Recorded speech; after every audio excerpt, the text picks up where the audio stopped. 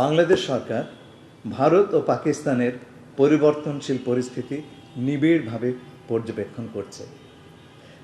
বাংলাদেশ পরিস্থিতি নিয়ে গভীর উদ্বেগ প্রকাশ করে এবং উভয় দেশকে শান্ত থাকার, সংযত থাকার এবং পরিস্থিতি আরও খারাপ করতে পারে এমন কোনো পদক্ষেপ নেওয়া থেকে বিরত রাখার আহ্বান জানাচ্ছে।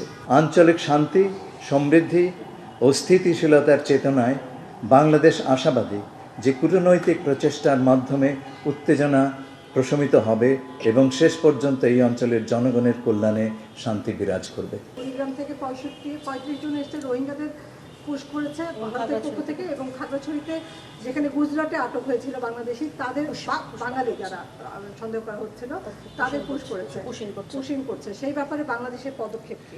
আমরা এই পরিস্থিতি, এই খবরগুলো আমরাও পাচ্ছি।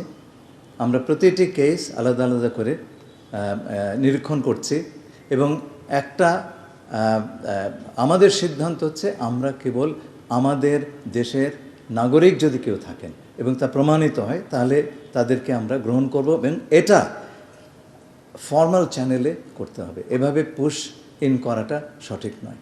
ধন্যবাদ। সেটা কি আমরা দিল্লিকে জানাবো কিনা? আমরা ইতিমধ্যেই ভারত সরকারের সঙ্গে যোগাযোগের চেষ্টা করছি এই বিষয়ে।